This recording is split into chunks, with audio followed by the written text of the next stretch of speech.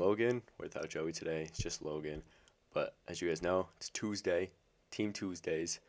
Um, we're gonna be going through the Bears and the Broncos today. We're gonna be trying out this video thing. Typically we do a live stream, but let's see how this works. But before we get started, let me tell you about the draft guide. Draft guide coming out April 14th. It's $5. Contact us, Twitter DM, whatever. We'll figure it out. We accept Venmo, Cash App. It has a full 7-round mock, top 100 big board, 370 players, all ranked. The overviews, everything you need for the draft. You'll have it on your phone once you purchase. And as the draft goes on, you'll be able to see what type of player your team gets. I think it would be cool. Me and Joey put in a lot of work for it. It's almost completely finished. Pretty proud of how it's coming out.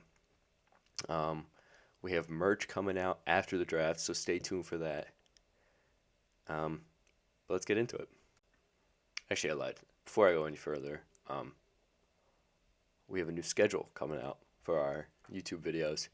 Tuesday teams. We have if you don't know what it is, it's a full 2-team schedule each Tuesday, going to early July. Completely random. Today's the Bears and the Broncos, as I said before. Thursday, we have Thursday mocks. Typically, it depends on what the Discord wants. Also, if you don't know what the Discord is, join it. It's a great community. But yeah, we typically do what the Discord wants, whether it's the rounds or the trades or whatever. Sunday is typically Sunday talks, but we're changing it to Sunday film.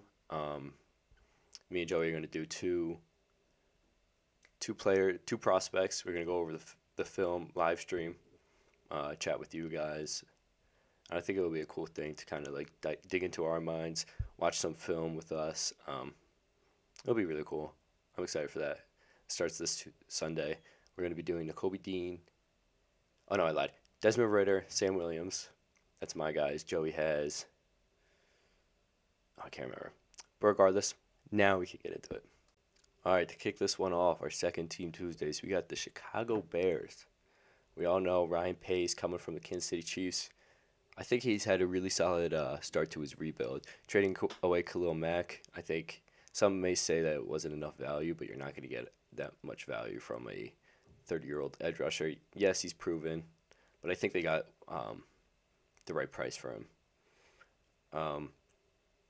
That being said, I don't think they're going to win a lot of games this year. The roster has holes kind of all over the place. They have an unproven quarterback, Justin Fields.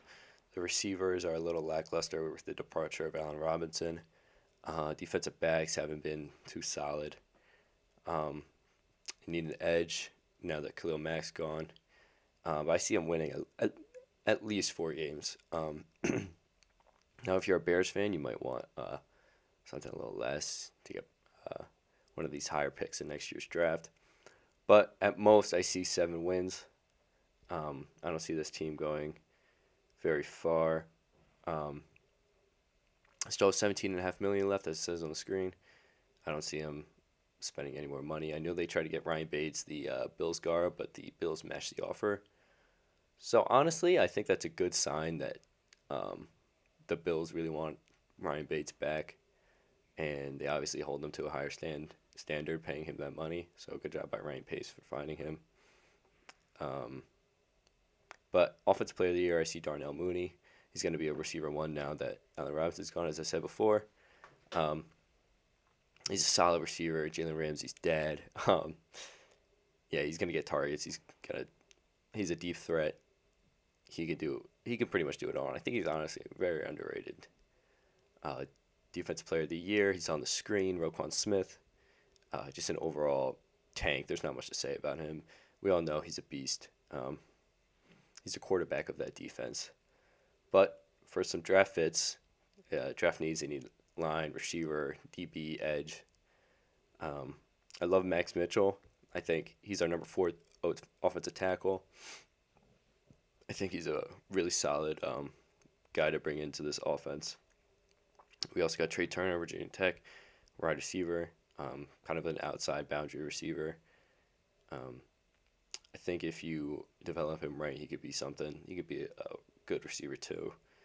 Alec Pierce, the Cincinnati receiver, again another boundary receiver with insane athleticism. I think you may be able to grab him fifth, sixth. Vidarian Lowe, Illinois tackle. He's going to be again a day three tackle. He might have to sit a year, maybe two, but he'd be a solid guy. I also really like Zach Tom, PFF's highest graded tackle last year. He could play guard too, and he can also play center. So you can't pass up that versatility. He might be able to be a plug and play guy in the round 4. I think he could start early. I really like Zach Tom. Azesi Otomewo, I think I pronounced that right. Correct me if I'm wrong. Minnesota edge, big, can really sufficient run stopper. Needs to develop some pass rush moves, but if he sat a year behind Robert Quinn, I think he could be something good too. I have him comped to Emmanuel Ogba. He reminds me of that length. Let's see. We also have Russ Yeast and Chase Lucas, slot corners. I do think Chase Lucas could start day one. He is more of a package rather than Russ Yeast, but Russ Yeast is a very very physical guy who's going to be there in the day 3. And then Josh Jobe. I don't know where he's going to go. Might be day 3 too. He kind of reminds me of Peanut Tillman, the way he can tackle and punch out the ball. I really like Josh Jobe for this team, and the only reason I said for the Bears is because Peanut Tillman, and that's my comp. Not saying he's going to be as legendary as Peanut Tillman, but I do think that he has those characteristics to him. But that's going to do it for the Bears. Again, I don't expect more than 7 wins, and that's kind of being generous if I'm going to be honest. But yeah, let's get into the Broncos. So the Denver Broncos just traded for Russell Wilson. Already had a pretty solid team and were a quarterback away, but now they got a top, I don't want to say, like top 7 quarterback. Russell Wilson, they got a good old line. Jerry Jeudy, Cortland Sutton, KJ Hamler. I think it's Tim Patrick. Going to be a really solid offense. Now they got Javonte Williams, who's going to be getting all the carries. And then on the defensive side, Bradley Chubb, Pat Surtain. Kane Sturrid's I think he's going to be really solid as strong safety. Justin Simmons. But they really need a linebacker, I think. Alexander Johnson's not going to do much. Also have Bradley Chubb, not to mention. So let's get into the draft needs. Linebacker, as I said before, really could use one like maybe like a Chad Muma with their 2nd-round pick, or a Malcolm Rodriguez. I really like, really athletic guy who flies around the field. A little raw in his technicality, but I think he can be really good eventually. Do need a 3-tech. They have Bradley Chubb as an edge. Let's get some inside help. I really like Ioma Azurike and Neil Farrell for this scheme. I think Ioma would be like a 4th-round, 3rd-round guy. Really long arms.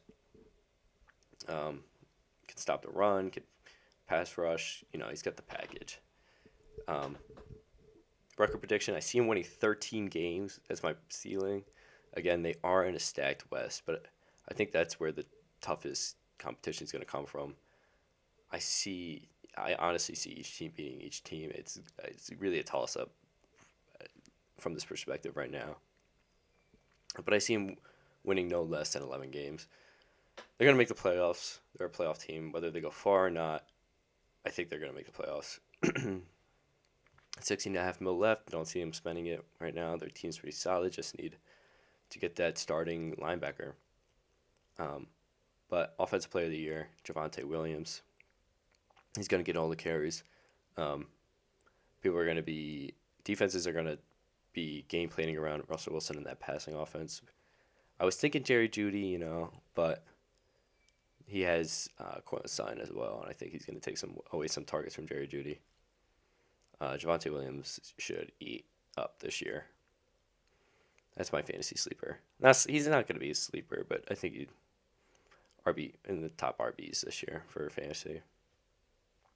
Defensive Player of the Year, Pat Surtain, I see him grabbing 6 to 7 interceptions again. Lockdown corner. I don't know. I just think he's gonna spark this defense next year. But that's really it for the Broncos. Not much to say. Um, with the addition of Russell Wilson, they really elevated this team, and I'm excited to watch the AFC West as a whole. Um, I just really hope Russell Wilson balls out. He finally got an all O line. Finally, um, has a team built. I don't know. I wouldn't say has a team built around him. I don't know, but I'm excited for him. And that's really it. We're gonna be doing this again next Tuesday. Again, as I said before, tune in Thursday for Thursday mocks. It's the third round of trades, and then Sunday film. So thanks, guys. See you later.